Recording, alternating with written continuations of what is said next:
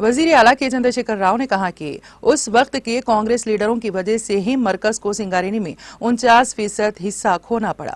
अगर कांग्रेस दोबारा इख्तिदार में आती है तो वो रियासत को बेच देंगे। वजीर आला के चंद्रशेखर राव ने बेलमपल्ली में मुनक्किदा प्रजा आशीर्वाद सभा से खिताब करते हुए इन ख्यालात का इजहार किया। वजीर आला केसीआर ने अपोजिशन जमातों को अपनी तनकीद का निशाना बनाते हुए कहा कि सिंगारेनी, बेलमपल्ली और एलंदू के बाद आगाज की जाने वाली दूसरी कान है। ये एक कंपनी है जिसकी बुनियाद निजाम बादशाह ने रखी थी। इस सिंगारेनी की 134 साल की तारीख है। तेलंगाना में 10 करोड़ बिलियन टन कोयला है। अब तक 1.5 करोड़ बिलियन टन कोयला भी नहीं निकाला जा सका। अभी भी 8.5 करोड़ बिलियन टन कोयला मौजूद है। उस वक्त की कांग्रेस हुकूमत की इंतजामिया ने हाथ ना होकर मरकज से कर्ज लेकर आई थी। इन कर्जों को अदा करने से खासिर उसने सिंगारेनी में अपना हिस्सा मरकज के साथ जोड़ दिया। वजीर आला केसीआर ने कहा कि तेलंगाना की तश्कील से कबल सिंगारेनी को 414 करोड़ रुपए का मुनाफा मिल रहा था। सिंगारेनी अब 2200 करोड़ रुपए के मुनाफे तक पहुंच गई है, क्योंकि तेलंगाना ने इस मंसूबे को आगे बढ़ाया है और कारकुन जोशो खरोश से काम कर रहे हैं।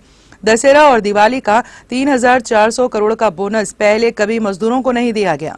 इस साल 1000 करोड़ रुपए का मुनाफा मजदूरों में तकसीम किया गया है, जबकि कांग्रेस के दौर में कारकुनों को मुनाफे में सिर्फ 18% हिस्सा दिया गया और अब हम 32% हिस्सा दे रहे हैं, जिसके तहत फी कारकुन को औसतन 2.5 लाख रुपए आ रहे हैं। उन्होंने कहा कि कांग्रेस ने तेलंगाना को तबाह किया है, ये आप सब जानते हैं। इसीलिए अवाम को सोच समझ कर फैसला करना चाहिए कि किसको वोट देना है। केसीआर ने कहा कि बीआरएस ही रियासत की तरक्की और अवाम की फलाह बहबूद की अहल है। उन्होंने अवाम से अपील की है कि वो असेंबली इंतखाबात में बीआरएस उम्मीदवारों को वोट देकर उन्हें भारी अक्सरियत से कामयाब बनाए।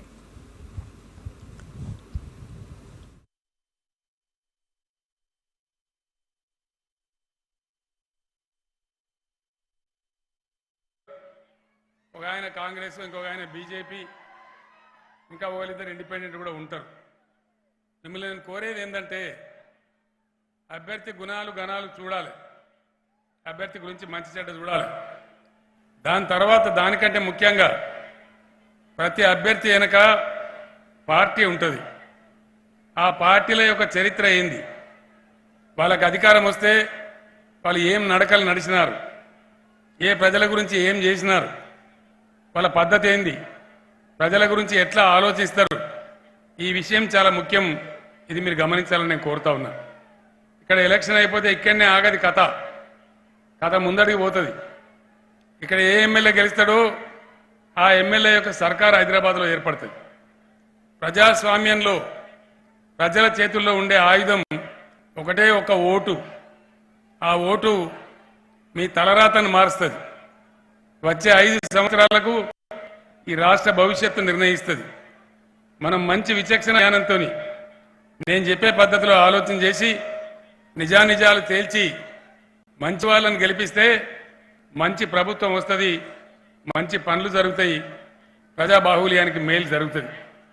లేదు ఆషామాషిగా మా అన్నగాడు చెప్పిండు, మా చిన్నయ్య చెప్పిండు అనే పద్ధతిలో ఓటేస్తే ఆగమాగం అవుతుంది. మంది మాటలు పట్టుకొని మారు మనకపోతే మళ్ళా వచ్చే వరకు ఇల్లు కాలిపోయినట్టు అవుతుంది. అది జరగనీయద్దు. ఆ విధంగా మీరు జరగనీయద్దని నేను కోరుతా ఉన్నా. పార్టీల చరిత్ర, బీఆర్ఎస్ పార్టీ చరిత్ర మీ కళ్ళ ముందరనే ఉన్నది. బీఆర్ఎస్ పుట్టిందే తెలంగాణ ప్రజల హక్కుల కోసం, తెలంగాణ రాష్ట్రాన్ని సాధించడం కోసం. అదంతా కూడా మీ కళ్ళ ముందే జరిగింది. ఉద్యమంలో మీరు కూడా చాలా మంది భాగస్వాములు ఉన్నారు. కాంగ్రెస్ పార్టీ 50 ఏళ్లు పరిపాలించింది ఈ రాష్ట్రాన్ని, దేశాన్ని. ఇవాళ కూడా ఇక్కడికి ఎటువంటి అభ్యర్థిని పంపించిందో మీరు చూస్తూ ఉన్నారు. ఆ పార్టీ ఎటువంటి అభ్యర్థులను పెడతారో మీరు కన్ననిండా చూస్తూ ఉన్నారు. బెల్లంపల్లిలో 50 ఏళ్ల పరిపాలనలో నేను ఒక్కటే మాట్లాడుతూ ఉన్నా. 75 ఏళ్ళైంది స్వతంత్రం వచ్చి ఇండియాకి. దళితుల పని బాగు చేయడానికి, ఎందుకంటే దళితుల బతుకులు బాగులేవు. తరతరాలుగా యుగ యుగాలుగా అణచివేతకు గురైనటువంటి జాతి, తీవ్రమైన వివక్ష ఎదుర్కొన్న జాతి.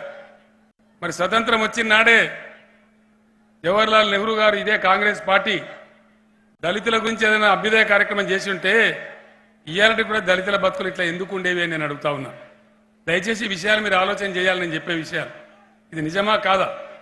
అమ్మ పేరు చెప్పి, బొమ్మ పేరు చెప్పి దళితులను ఓటు బ్యాంక్గా వాడుకున్నారు. కానీ దళితుల గురించి ఒక స్పెషల్ గ్రోత్ ఇంజన్ పెట్టలే. వాళ్ళు చేసి ఉంటే ఇలా ఈ దుస్థితి ఈ విధంగా ఉండేది కాదు. అట్లనే ఉన్న తెలంగాణ ఉన్నది ఉండే మనది మనకే ఉండే 56 దాకా